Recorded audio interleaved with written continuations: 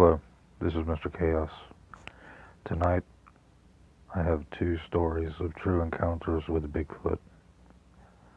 Both of these stories were submitted by viewers. I hope you enjoy. I know some skeptics will probably come after me for this, but this is absolutely true. It was my final year of college, and some friends and I decided to go on a skiing trip in the mountains of Colorado. On the first day, we heard of a slope that had some fresh powder on it and decided that was our spot. We make our way to the top, and I noticed footprints in the snow. Not boot prints, but actual footprints. The weird thing is, they were twice the size of my foot, and I wear a size 13. As we get closer to the top, the prints look fresher and fresher.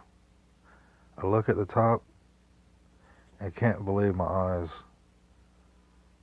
I swear to you, it was the biggest thing I've ever seen. It looked to be about 12 foot tall with brown hair with ice and snow stuck to it. When I pointed it up to my buddies, they strapped their skis on and noped the hell out of there. I stayed and watched it for a few more minutes until it let out a howl like nothing I had ever heard and looked in my direction. That's when I strapped on my skis and got the hell out of there. When I got back to the lodge, I reported it to the ski patrol and they looked at me like I was high. I told them, ask my friends, they were there, they saw the thing too. But they still didn't believe. They looked at us and said we were all high. To this day, I don't know what that thing was and don't really want to know. But I know this, I'm never going back there again. Over the summer, I worked as a canoe guide on the BWCA in northern Minnesota. The following account happened within the same 10-day trip on Knife Lake, as well as Newfound Lake. It's a very long section of water for people traveling by canoe. I estimate about 7 miles or so in total. On night 5 of our trip, we reached the south arm of Knife Lake from Eddy Lake to the southeast and settled into our campsite near Eddy Falls. I was nestled in my hammock for the night with a tarp pulled over me like a blanket to keep the dew off. I was in a deep sleep, and it must have been about 2 or 3 a.m. since it was still dark and the sun comes up around 4:30 there. I awoke to the sound of sobbing. It sounded like a woman, and it was growing ever closer.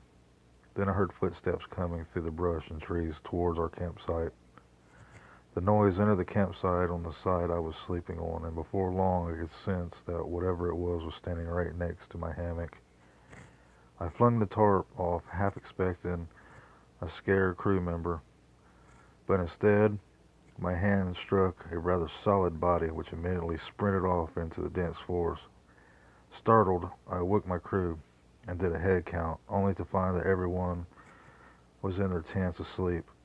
I waved it off as a bear encounter and went back to sleep. The next day we moved to a campsite another 3 miles southwest down the lake and settled in once again.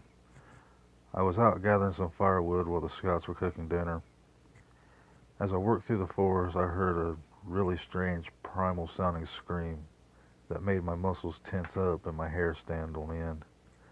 I involuntarily produced a strange whooping bark-like vocalization that I've never ever heard come out of my own body. This happened once more immediately after the first one.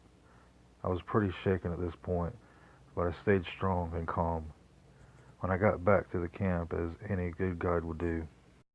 The following day, we decided to do something unconventional and go for a night paddle. We sat around camp all day and relaxed.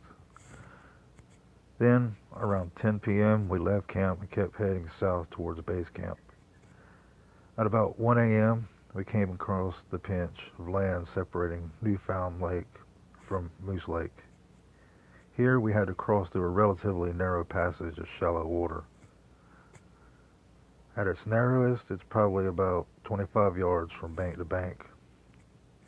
We were exactly at this point when, out of the darkness of the right bank, comes a flying rock. And when I say rock, I mean a big rock. This thing was very large to have made it the 15 yards from the bank to the right to in front of the canoe.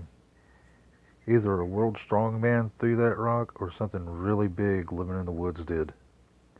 The rock landed on the flat shoal next to us, a piece of flat top granite about a foot under water.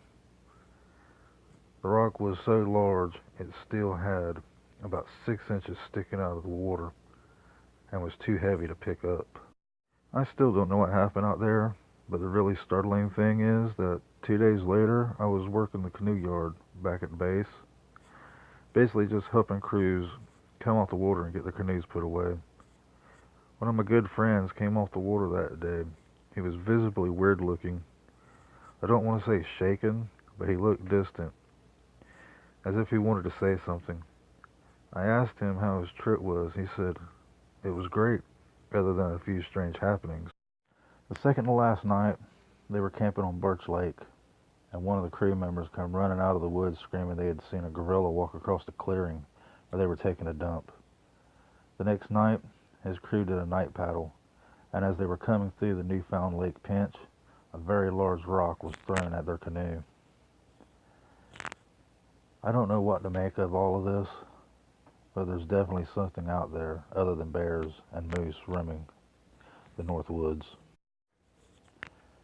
Well, that was their encounters. I hope you enjoyed them. I could really sense the fear that they had in writing these and telling me their stories. If you like this, please smash that like button. If you haven't already, please subscribe. I'm trying to get to 200 subscribers, and I plan on doing something special when I get to 200. And remember to always embrace the chaos.